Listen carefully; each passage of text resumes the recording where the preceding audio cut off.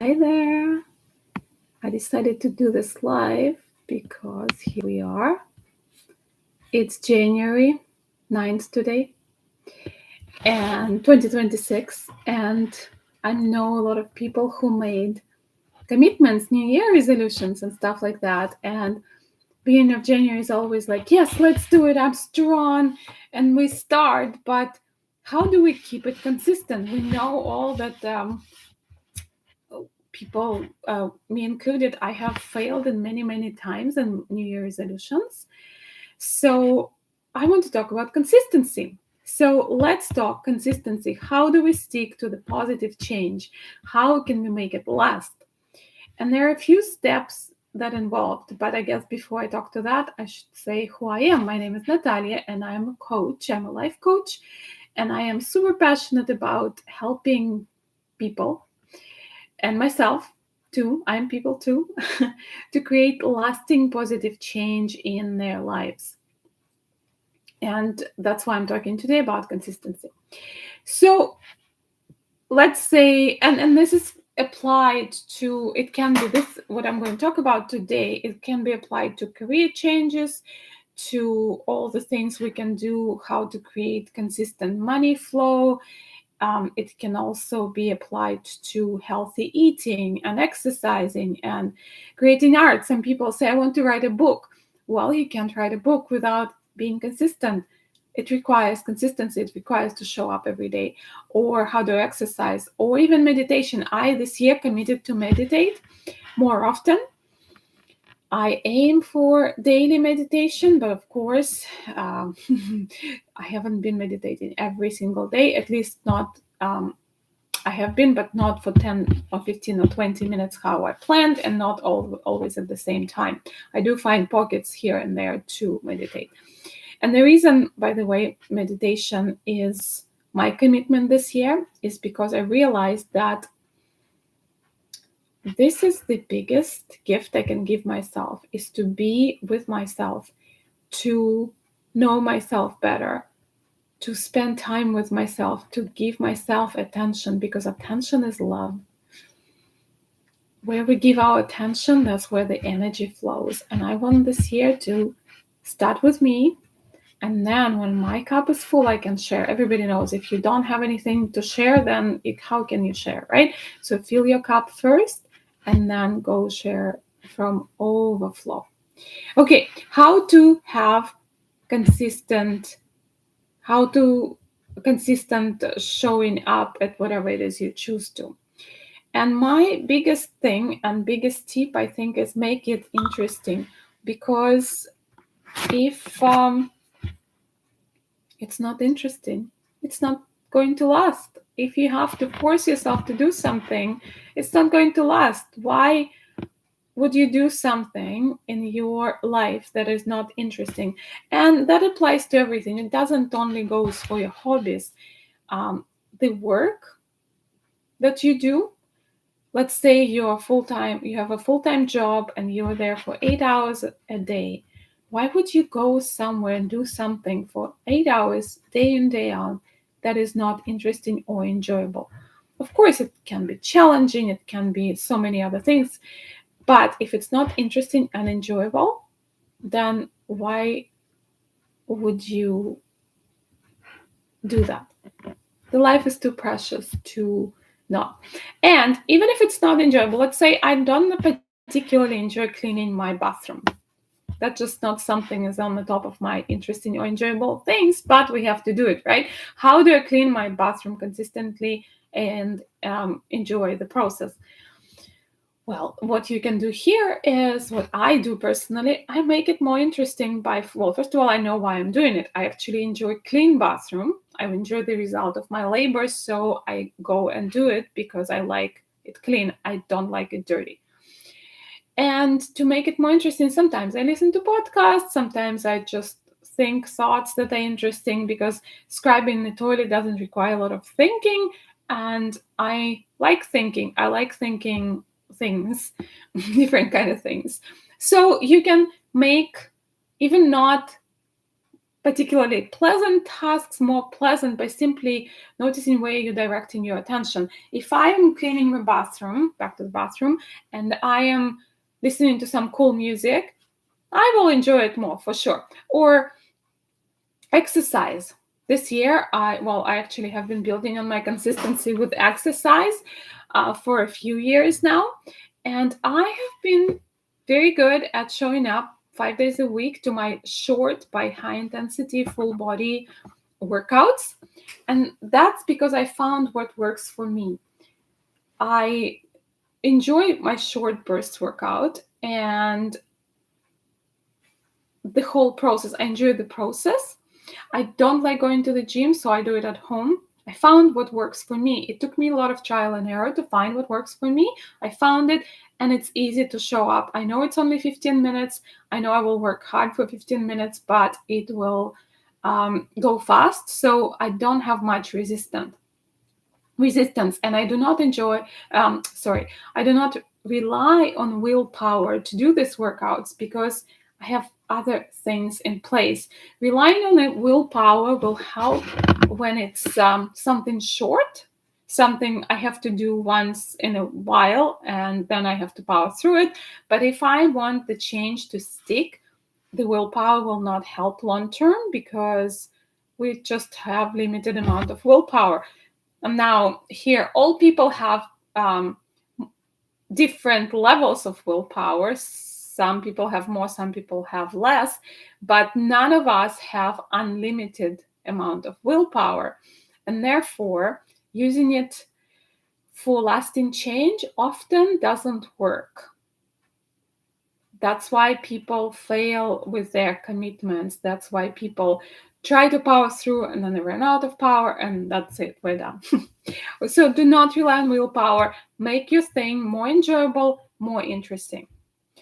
And then another tip for you is put some skin in the game. For example, and that will come from knowing yourself better. I know that if I paid for a class, if I paid for coaching, if I paid for something, then I will show you up. There's no chance in hell that I won't, unless there is some really big emergency happening. I will show up. But if I know something is happening free every week, let's say, and there's unlimited amount of that resource, then I will find excuses to postpone, procrastinate, etc. So if that's you and you know yourself in that way that you will procrastinate, then make it count. Another way of making some skin in the game is to get accountability buddy. And that could be a friend, a coach, anybody, your kids or your parents, or somebody who you can trust, somebody who will not shame you, but somebody will be like, hey, did you do your thing today? And I know that if I tell my daughter that I am committing to something, then I want to show her a good example that I can actually stick to commitment. So it works for me. It won't work for everybody. But again, you have to find what works for you and use that. And then, of course, here you are, you're showing up for a week, for 2 weeks, and then you finally face resistance. Do not try to break through resistance. Instead, turn to resistance and look into it. And there will be a lot of useful information in that resistance. So let's have an example. Let's say you committed to eating healthfully for this year. And you have been eating for a week really well, and then second week, and then there is something that makes you break your commitment. You maybe don't have time to cook, or maybe whatever it is, right? And then you really want your French fries from McDonald's. I don't know, whatever. So I want you to stop and feel into it. Why is this resistance to making healthy food showing up? And there might be a lot of different things. From my own life, I know that in my younger years, in my 20s, I would go on diets and I would fail. I would literally fail on the first day of the diet because I'm not great with willpower. Never have been. And when I looked into my history, I realized that every time I lost weight, I would get a lot of unwanted attention, and there was some predatorial attention, and I just didn't feel safe. There also was judgment from other women, oh, you lost too much weight, or your arms are too skinny, or whatever. And I remembered, my subconscious mind remembered that it was not safe for me to be skinny, attractive, and visible. So I would gain weight back to where I started. I never really gained more than, like, I wasn't like losing and gaining more, losing and gaining more. My body decided it was going to stay certain weight that was enough for making me invisible, and it was just there. In order for me to have lost the weight and stay at the weight sustainably, consistently, I needed to figure out how to be safe being visible. Without that, my nervous system wouldn't allow it. So this resistance and looking into the resistance helped me to figure things out. So it's not really, in my case, about what I'm eating. It's about why my nervous system cannot do this. Or take an example in business. People will start a business and then they realize, oh, how do I market? I start marketing and I stop marketing and something is not happening, and what is going on? So consistency in there might be showing you that you're not feeling safe being visible. Same thing, visibility. For me, it was, if somebody will be interested, they might have to, they will show up and I will have to have a sales call. And I was not necessarily comfortable with sales calls. I was like, well, I don't want to do a sales call. And therefore, my marketing was very, very inconsistent.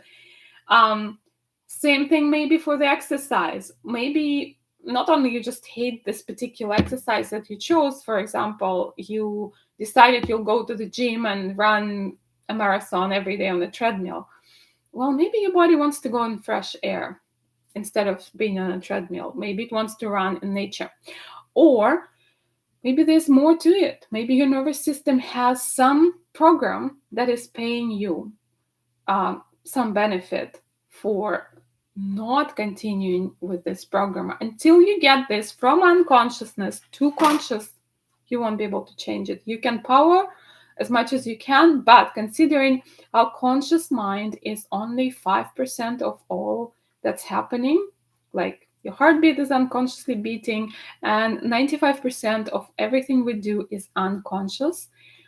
Therefore, digging out things and patterns from unconscious to conscious is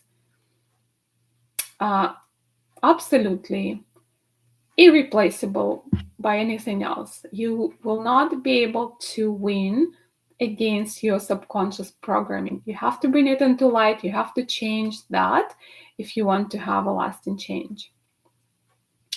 What else I just check in my notes because I tend to sometimes veer off with my talking. Oh, and another thing I want to talk about is dopamine. We all have probably heard about dopamine and artificially created dopamine and naturally created dopamine. So, of course, it is easier and more pleasant for this moment of time to eat a candy bar instead of going and making yourself a healthy meal. And your brain will be like, oh, yeah, let's just do this quick thing. But that's not what you want. And that is also something worth looking into. How do you get your dopamine? Workout is obviously more sustainable source of dopamine. It's more rewarding. It gets you in a place of what I call true and natural dopamine versus candy bar or Instagram scroll or all the other things we do to create instant reward.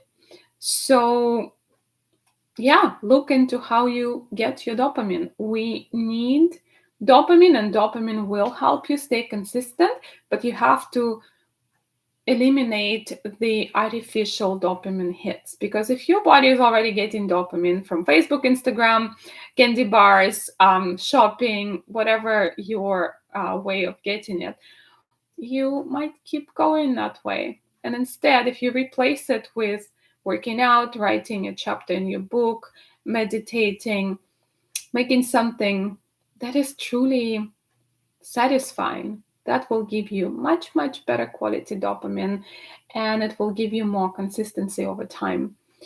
So these are my tips for staying consistent. So just to recap, make it interesting, make it enjoyable. Do not rely on willpower. Put some skin in the game and look into resistance. Why is it showing up? And dig for the wisdom there. Again, I hope that helps. I hope that helps you stay consistent with the positive change that you want to create this year in your life. My name is Natalia. I'm a life coach, and I do love creating positive, lasting change with people. All right, be well.